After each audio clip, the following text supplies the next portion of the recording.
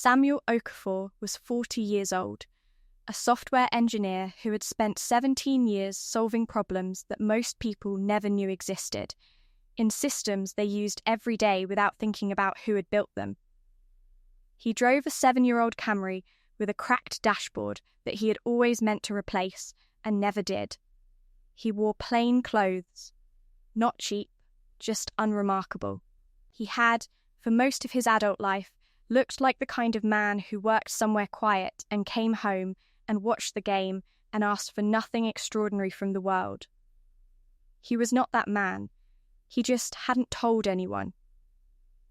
On a Thursday evening in October, his wife of 8 years sat across from him at the kitchen table and told him she wanted a divorce. She said she deserved someone with more ambition. She said she had been honest with herself about what she needed and what their life had become. She said the word average the way you say a word when you have been thinking it for a long time and have finally decided it is the most accurate one. She had no idea what she was saying it to. Before we jump into the story, comment where in the world you are watching from and subscribe, because tomorrow's story is one you need to hear. The kitchen light was warm and low, the particular quality it had on October evenings when the dark outside came earlier than you expected it to. Samuel had been heating up leftovers when Claudette sat down. He had turned from the stove and looked at her and known immediately, from the way she was sitting, back straight, hands folded on the table, the specific posture of a person who has rehearsed, that this was not a regular Thursday. He turned the stove off. He sat down. Samuel Okafor had grown up in a house in Decatur, Georgia, the second of 3 sons of a civil engineer who had come from Lagos in 1979 and had spent 40 years making himself useful in ways that never attracted much attention. His father had told him once, when he was 12, that the most durable power is the kind that doesn't announce itself. He had said it in reference to a foundation pour he was inspecting, the way the concrete worked below the slab, invisible, carrying everything above it without acknowledgement. Samuel had understood it as something larger. He had been 12. He had written it down. He went to Georgia Tech on a full scholarship, studied computer science, graduated in 3.5 years. He went to work for a logistics software firm in Atlanta and spent 6 years there doing work that was excellent and invisible in the way his father had described, below the surface, carrying things, not acknowledged. He was good at this. He had, by then, understood that being good at invisible work was its own form of strategy, though he had not yet articulated what the strategy was for. He had started the side work in his 5th year at the firm. Not a start-up, he had no interest in the theatre of founding. A licensing practice. He built software tools on evenings and weekends and licensed them, quietly, to companies that needed solutions he had already solved. Small fees, compounding, he filed every patent himself. He used an attorney named Marcus Webb, who was not expensive and who was precise, and who had told him at their first meeting that the portfolio he was describing, if built correctly, could be worth something significant in 10 years. Samuel had nodded. He had thought. 20. He had been right at 17. He met Claudette at 32, at a friend's dinner party, and he had liked her immediately.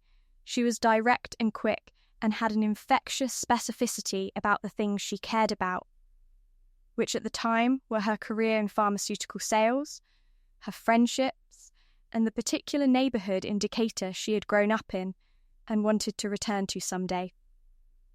He had liked all of that. He had liked that she was building something too. He had not told her in the early months about the licensing portfolio, not as concealment, as habit. He did not discuss work he had not yet finished.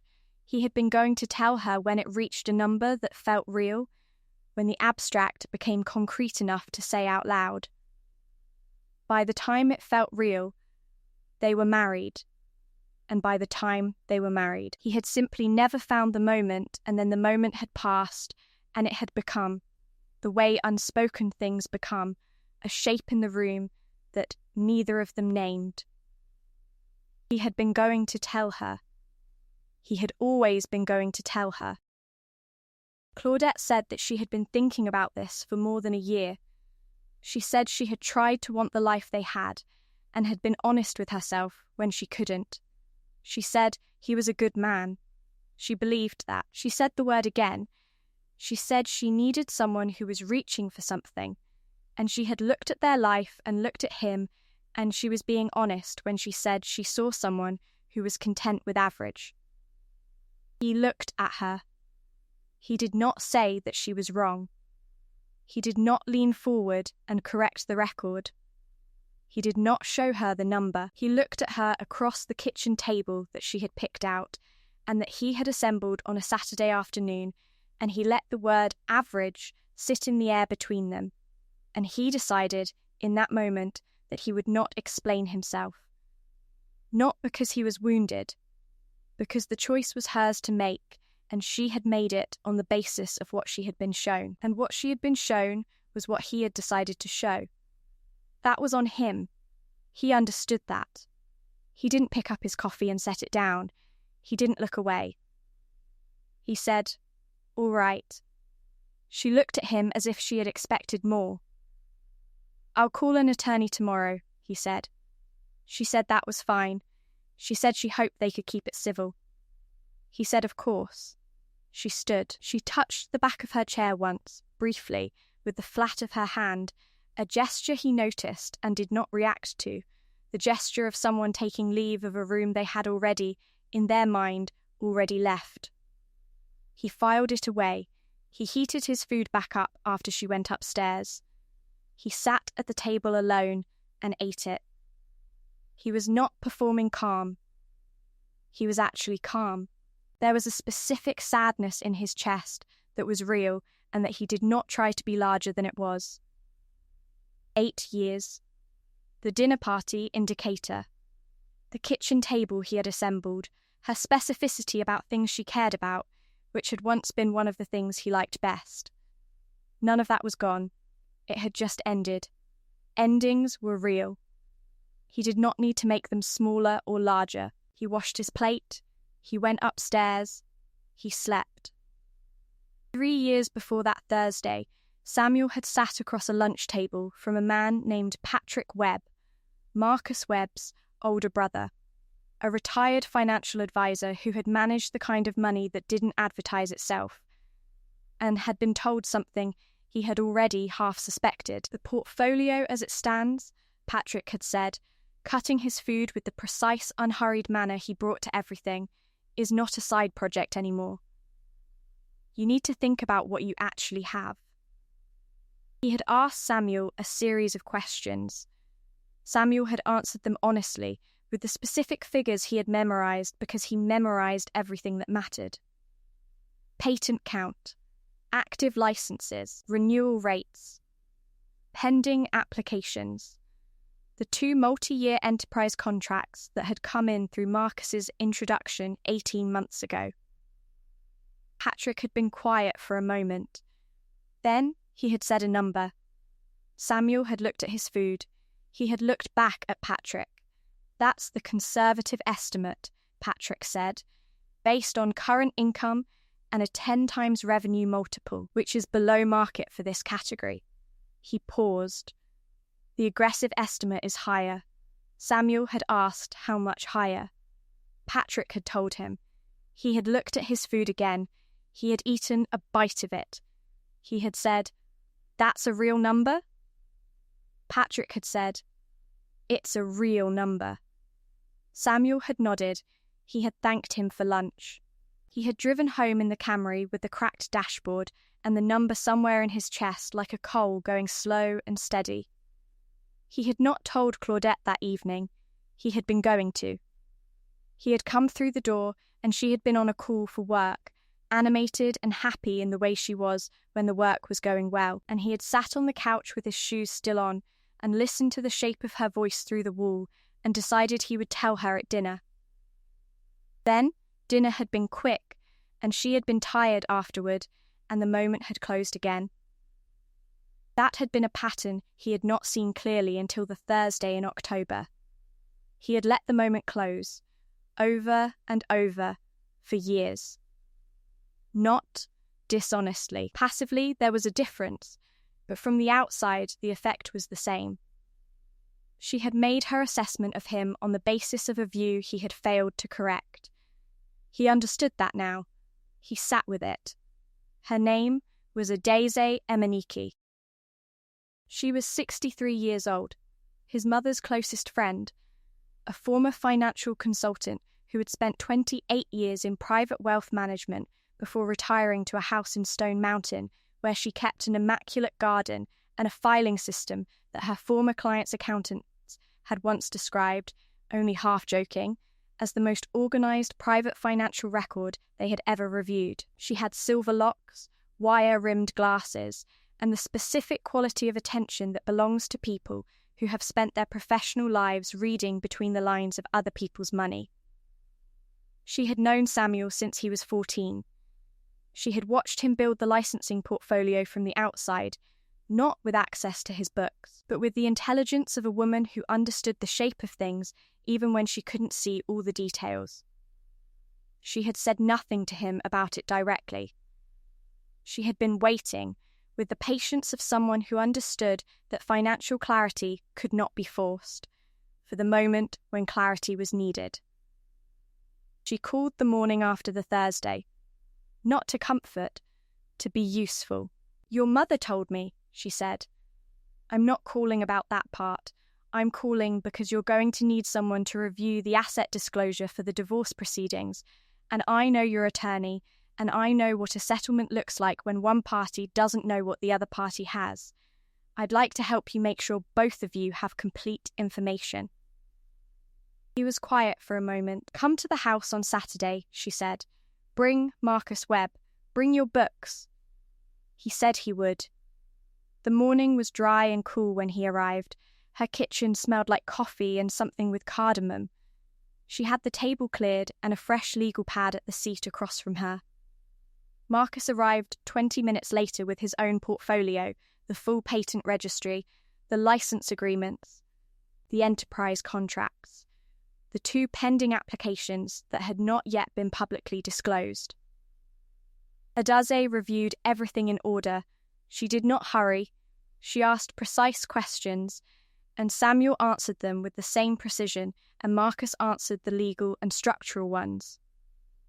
After 90 minutes, she set her pen down. "The portfolio valuation as of current contracts and market comparables," she said, "is $447 million. That is not a projection. That is the present value of existing, active, enforceable agreements." She looked at Samuel over her glasses. "With the 2 pending applications, if they are granted, the number moves above 470. But we work with what's confirmed." He had known the number. He had known it was in this range.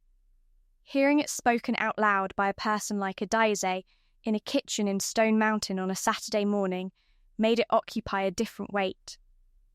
"She doesn't know," Adaeze said. It was not a question. "No," he said. "She made her decision without knowing," Adaeze said.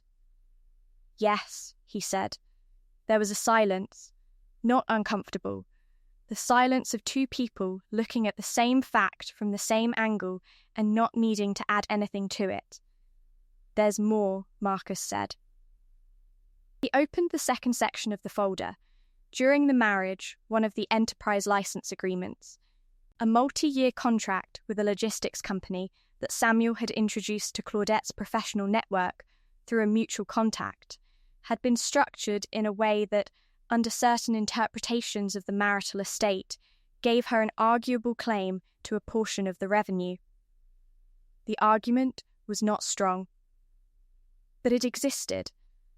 It was a loose connection that a motivated attorney would find. Samuel looked at the document. He recognized the contract. He recognized the connection. He stood. He walked to the window. Adesi's garden was visible below, dormant for the season. The beds clean and bare, the structure of it clear and considered. He thought about 8 years and a kitchen table and a word delivered with the calm certainty of a woman who had looked at everything in front of her and drawn the most reasonable conclusion available from the evidence. He thought about his father's foundations. He turned back. He sat down. "I want to be fair," he said. Adesi looked at him with the expression of a woman who had heard this before and knew it was never simple. "I know," she said. "Let's talk about what fair means when the numbers are this size." She reached over and refilled his coffee. "There's a process for it. We're going to follow the process." He nodded. He picked up his pen. He could see the whole shape of it now. Every connection, every implication, every line running from one document to the next. It was not complicated. It was just large. And he had spent his entire professional life learning to hold large things with steady hands. He didn't move fast. That was not his nature, and this was not the situation that would change it. Marcus filed the formal asset disclosure in the divorce proceedings on a Wednesday morning, 6 weeks after the Thursday in October. The disclosure was complete and accurate. Every patent, every license agreement, every enterprise contract. The current valuation, certified, the 2 pending applications, flagged, the total figure, stated precisely $447 million. The disclosure was legally required. Samuel had not made it to surprise anyone. He had made it because the process required it, and because he was not willing to conceal something he had never meant to conceal in the first place. Claudette's attorney called Marcus 24 minutes after receiving the disclosure. Marcus called Samuel at 7:12 the following morning. "She wants to meet," Marcus said. "Through attorneys," Samuel said. "Of course," Marcus said. "Her attorney wants to discuss the scope of the marital estate." Samuel was quiet for a moment. He was standing in the kitchen of the apartment he had moved into 6 weeks ago, a plain, functional one-bedroom in Decatur, not far from where they had lived, with a window facing east that got good morning light. "Tell him we'll schedule it," Samuel said. "The standard process." She also, Marcus said, carefully, asked if you would be willing to speak with her directly, outside of the formal process. Samuel looked at the window, at the light. "No," he said, not with anger, without hesitation. He understood what she would want to say in that conversation. He understood that the words she had delivered at the kitchen table had now acquired a different weight, and that she would want to address that. He did not need to receive that address. It would not change anything. It would not give him back 8 years. It would not make the word average into something she had not meant. She had meant it. It had been an honest assessment of the evidence available to her. He was the one who had not given her the complete picture. That was on him, and he had accepted it. What he was not required to do was stand in a room while she revised her opinion now that the picture had changed. "Schedule the formal meeting," he said, "the standard process." Marcus said he would. The settlement took 4 months. Adesi was present for every document review.